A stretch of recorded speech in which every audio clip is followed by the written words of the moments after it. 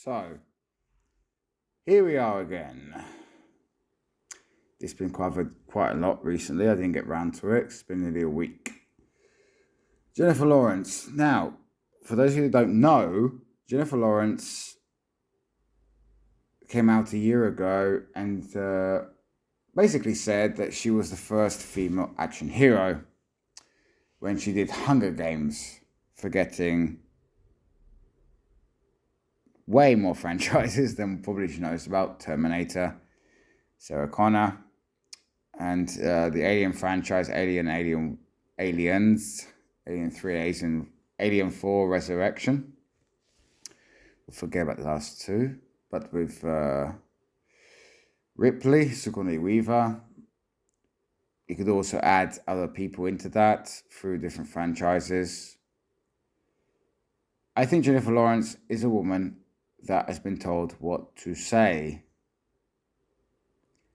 And she's been told what to do. Which means, again, she's a dumb plastic blonde that does not have her own opinions. Jennifer Lawrence says, I don't really know if I should speak out on Trump and politics anymore. I'm just adding fuel to the fire that's ripping the country apart. Your country is not apart, love. It was 80% to 20%, 7 swing states. If you want to go by politics. Jennifer Lawrence appeared on the Interview podcast from the New York Times as part of her Die My Love press tour, which will be with Robert Pattinson, and got honest about her newfound resistance to talking to the press about politics. The Oscar winner was outspoken against Donald Trump during his first administration as US president, notably writing an op-ed after Election Day in which she declared that Trump's victory meant the only people that feel safe in America, that their rights are recognized and respected, are white men. Yep. Another dumb blonde, just talking. When asked by the interviewer, host Luli Garcia Navarro, about her thoughts on speaking out now regarding Trump and politics, Lawrence answered, I don't really know if I should. The first Trump administration was so wild, and just how can we let this stand? I felt like I was running around like a chicken with my head cut off. But as we've learnt, election after election, celebrities do not make a difference whatsoever on who people vote for. Oh, you're just realising after 10 years, love. So then, what am I doing? I'm just sharing my opinion on something that's going to add fuel to a fire, ripping the country apart. We are so divided. Again, you're not divided. And by the way, shout out George Clooney. Who are you, George Clooney? Again, in quotations. It's going to be fully in quotations. I think I'm a complicated recalibration because I'm also an artist. No, you are a make pretender, love. You get paid to pretend for a living. This temperature and the way things can turn out, I don't want to start turning people off to films and to art that could change consciousness or change the world because I don't like my political opinions. People like films because I like films, not based on your opinions or political points of view, you idiot. I want to protect my craft so that you can still get lost in what I'm doing. Yeah, but if you keep talking, people do not want to listen. Idiot. Hail the 199.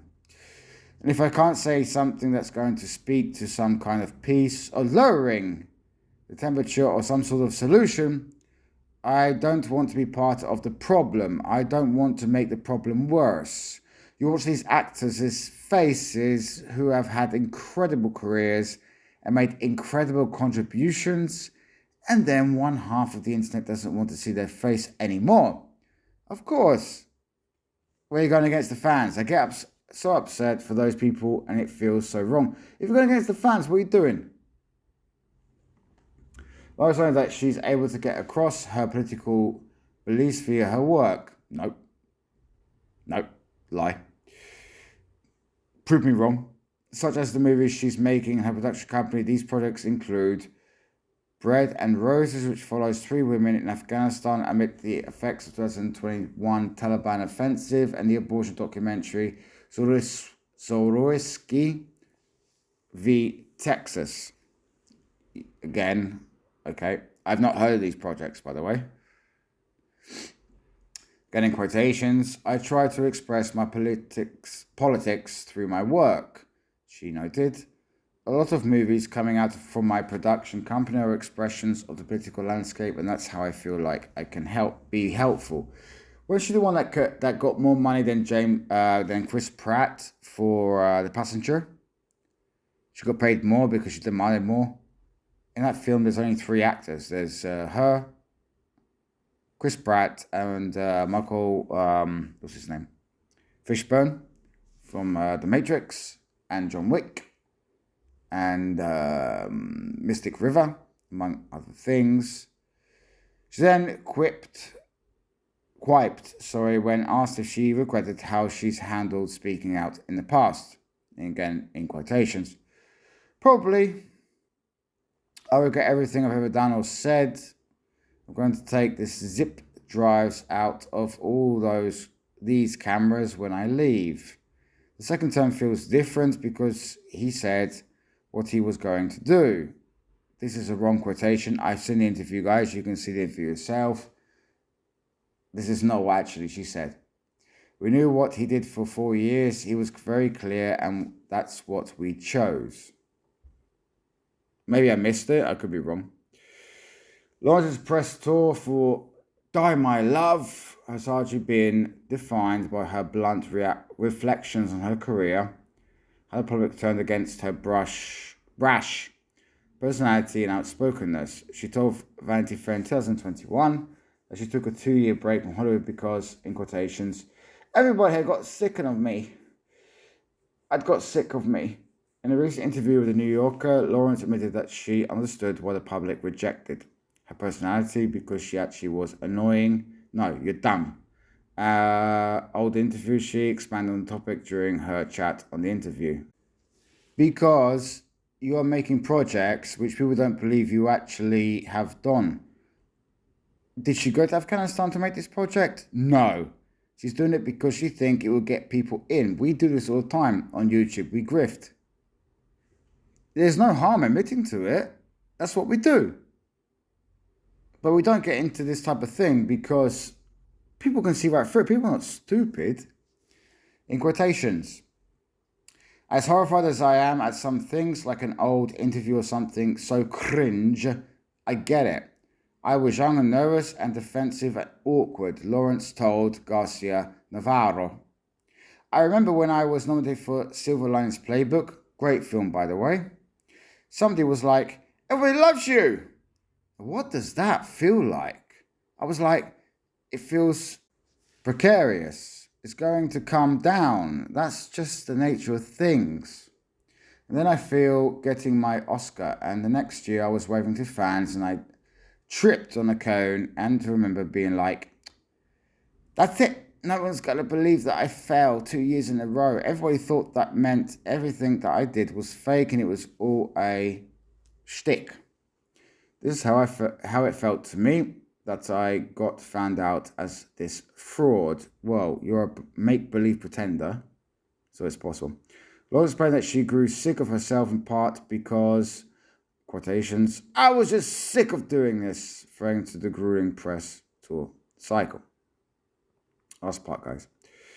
Doing interviews is really scary. I'm very blessed. I'm very lucky. I'm very grateful, but it's terrifying. You finish an interview or you're gearing up to release a film and you're putting yourself out there to be picked apart. I was so tired of being quoted and people talking about the quotes. So tired of seeing myself in that way. I needed a break from it. People needed a break from it. It was a mutual breakup. Well, if you're talking dumb things, when interview host noted that Lawrence appears a lot more reserved than she used to be in press interviews, the actor noted, I've also grown up, and yeah, I'm a lot more nervous about whatever I say publicly. I want to give it an interview that's a bunch of sound bites and a word salad. That is in reference to Kamala Harris. I don't think that's interesting, and it would feel so inauthentic and not like what I'm here to do. So I'm trying to strike that balance. Mubi is releasing Die My Love in theaters November 7th, 2 days ago. Head over to New York Times website to listen to the full interview, and you can, guys. This is very telling. So you finally understood that people don't care about your opinions, celebrities can't change things. Yes, we know.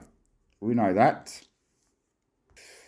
And why? Because if your opinions are not based on actually our opinions as well, the normal people, we can reject your opinions, and you don't like it because you think because you're a celebrity, you are superior to us. You are not.